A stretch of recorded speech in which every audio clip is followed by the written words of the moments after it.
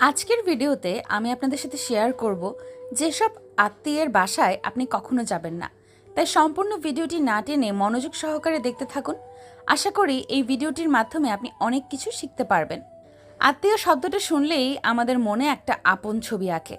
ছোটবেলার ঈদ, পূজা, পারিবারিক মিলন মেলা বা গরমের ছুটির দিনগুলোতে নানা, খালা, মামা, চাচার বাড়ির স্মৃতি মনে পড়ে। কিন্তু সময় বদলায়, সম্পর্কের রূপও বদলায়।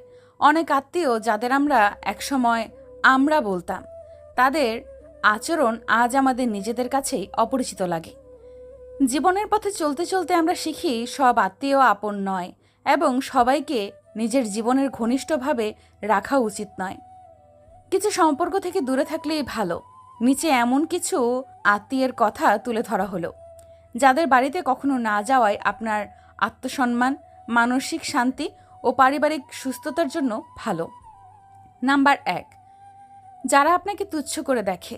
কিছু আত্মীয় থাকে যারা সরাসরি কিছু বলে না, কিন্তু আপনার জীবনের প্রতিটি সিদ্ধান্ত নিয়ে খোঁচা দিতে ভালোবাসে। আপনি কি পড়েছেন, কোথায় চাকরি করেন, কত টাকা ইনকাম করেন, সব কিছুতে তাদের যেন মাপকাঠি। আপনার সন্তানকে দেখেই বলে, এ তো দেখতে তোমার মতো হয়নি, অথবা ও কি ইংলিশ মিডিয়ামে পড়াওনি। আজকাল তো সবাই পড়ায়। এমন আত্মীয়দের বাসায় গেলে আপনি স্নেহ বা সম্মান না পেয়ে শুধু তুলনা আর অপমান কুড়াবেন। বারবার ছোট হতে হতে একদিন আপনি নিজেই নিজেকে নিয়ে সন্দেহ করবেন। তাই এমন আত্মীয়দের কাছ থেকে দূরে থাকাই ভালো। নাম্বার ২, যারা মুখে মিষ্টি কথা বলে কিন্তু মনের মধ্যে বিষ। এ ধরনের আত্মীয়রা সামনাসামনি আপনার সাথে খুব ভালো ব্যবহার করবে, হাসি মুখে চা নাস্তা দেবে, আপনার ছেলেমেয়ের মাথায় হাত বুলিয়ে দিয়ে বলবে, বাহ কত বড় হয়েছে। কিন্তু আপনি চলে যাওয়ার পর পাশের ঘরে গিয়ে বলবে, ওরা আসলে খুব চালাক, শুধু নিজেদের স্বার্থ দেখে। এছাড়া আপনার ব্যক্তিগত কথাগুলো ছড়িয়ে দেবে অন্য আত্মীয়দের কাছে। এই মুখোশধারী আত্মীয়রা সম্পর্ককে ভালোবাসার জায়গা থেকে নয়, গসিপ আর প্রভাব খাটানোর অস্ত্র হিসেবে ব্যবহার করে। আপনি যতই খোলামেলা হন, তারা ততই আপনার দুর্বলতা খুঁজে নেবে। এদের বাসা এড়িয়ে যাওয়া মানেই নিজের শান্তি রক্ষা করা। নাম্বার ৩, যারা কেবল প্রয়োজনে আপন। কি খবর, অনেক দিন কোনো দেখা নেই। এই লাইনটা তখনই শুনবেন যখন তাদের টাকার দরকার বা কোনো কাজে সাহায্য লাগবে। এই আত্মীয়রা আপনাকে খোঁজ নেয় না, কিন্তু যখনই কোনো সরকারি কাজ, মেডিকেল অ্যাডমিশন কিংবা চাকরির রেফারেন্স লাগে, তখন আপনি ঘনিষ্ঠ আত্মীয় হয়ে যান। আপনি যদি কখনো না বলতে চান, তাহলে আপনি হঠাৎ করে অভিমানী, অহংকারী হয়ে যাবেন। এ ধরনের আত্মীয়দের বাসায় গেলে একবার হয়তো খাতির পাবেন, কিন্তু ভেতরে ভেতরে আপনি হয়ে থাকবেন শুধুই সুবিধার মাধ্যম। নাম্বার ৪, যারা আপনার স্ত্রী, স্বামী বা সন্তানকে অপমান করে। আপনি নিজে অনেক কিছু সহ্য করতে পারেন, কিন্তু আপনার জীবন সঙ্গী বা সন্তানের অপমান সহ্য করা খুব কষ্টের। কিছু আত্মীয় আছে যারা কথার মাঝে স্ত্রীকে বেশি আধুনিক বা চুপচাপ বউ বলে কটাক্ষ করে।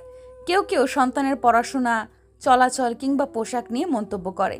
এ ধরনের পরিবেশে পরিবার নিয়ে যাওয়া মানে নিজেদের মূল্যবোধ বিসর্জন দেওয়া। সম্পর্ক যদি অপমানের কারণ হয়, সেটা যত আত্মীয়ই হোক, সেই বাড়ির দরজায় আর পা না রাখাই শ্রেয়। নাম্বার ৫, যারা সম্পর্ককে প্রতিযোগিতা বানায়। এদের কাছে সবকিছু তুলনার বিষয়। আপনি কোন গাড়ি চড়েন, কার বউ বেশি স্মার্ট, কার ছেলে বেশি মার্কস পায়, সব কিছুর মধ্যে প্রতিযোগিতা। তারা নিজের অর্জন বোঝানোর জন্য আপনার অপূর্ণতা খোঁজে। আপনি একদিন তাদের বাসায় গেলে সারাক্ষণ শোনাতে থাকবে, আমার ছেলেটা তো এবার কানাডা যাচ্ছে, আমার মেয়ের বিয়েতে লাখ লাখ টাকা খরচ করেছিলাম, ইত্যাদি। এমন আত্মীয়দের বাড়িতে গেলে আত্মসম্মান কমে যায় আর অযথা হীনমন্যতা তৈরি হয়। নাম্বার ৬, যারা আপনাকে নিয়ে হাসাহাসি করে।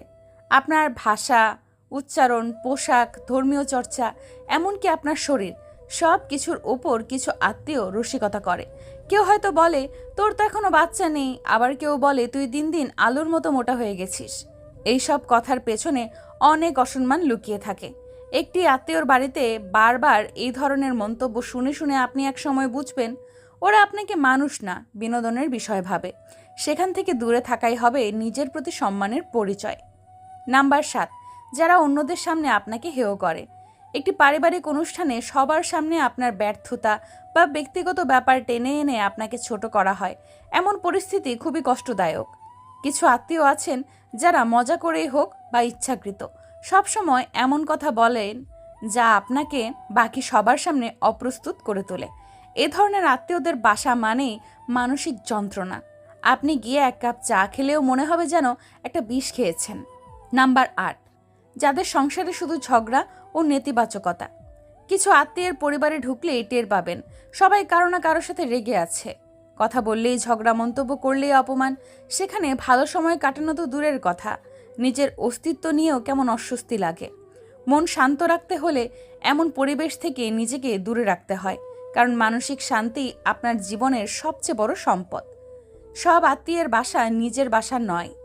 সম্পর্কে আসল সৌন্দর্য হলো সম্মান, ভালোবাসা ও আন্তরিকতা। যেখানে এই তিনটি নেই সেখানে গিয়ে বারবার নিজের আত্মমর্যাদা ক্ষুণ্ণ করার মানে হয় না। জীবন খুব ছোট আর মনের শান্তি অনেক মূল্যবান।